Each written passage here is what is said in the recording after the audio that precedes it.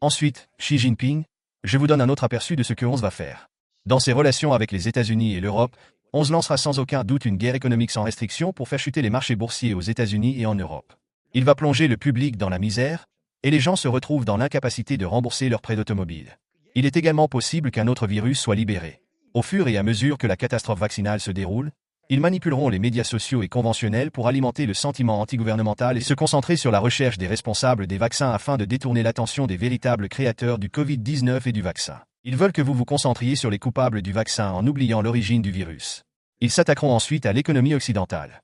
En vendant les obligations d'État américaines, en faisant s'effondrer les marchés boursiers, et la rupture des contrats avec l'Europe, ils provoqueront également l'effondrement de son secteur immobilier national et de son secteur de l'énergie. Créer des problèmes à Hong Kong.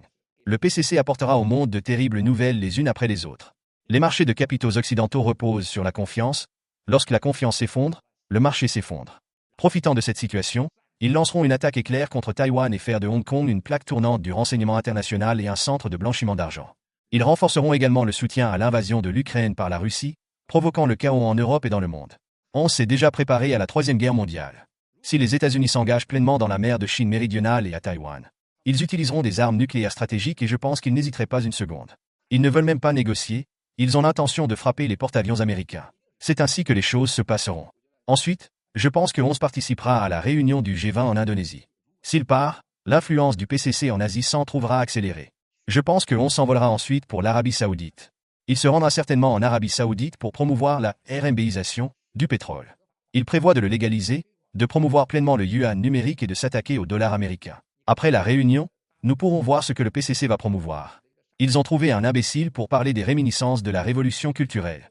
Nous avons produit des dizaines de milliers de livres de céréales par acre, et nous avons même cultivé du riz sur des montagnes. Notre rendement le plus élevé par personne est de 800 kg par acre. Alors, que verrez-vous? Dans le secteur financier, ils parleront de RMB numérique et de se vendre de leurs réserves d'or, affirmant qu'elles sont parmi les plus importantes au monde. Tout cela fait partie du plan. On se rendra ensuite à l'hôtel Jingxi pour une réunion militaire. On se fera l'éloge de Li Keqiang et des personnes évincées en les qualifiant de nobles et de grands esprits. Dans le même temps, Shanghai, Tianjin, Shenyang et Shenzhen va intensifier les politiques zéro Covid et les mises en quarantaine. Ai-je bien compris? Cela inclut Hong Kong.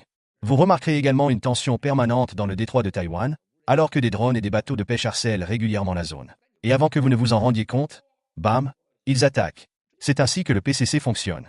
Ils défieront Taïwan encore et encore. À la fin, vous réaliserez soudain que tout est fini et que vous n'avez plus besoin d'aide. La situation est irrémédiable. Cela englobe l'ensemble de leur stratégie mondiale. Je l'ai déjà compris.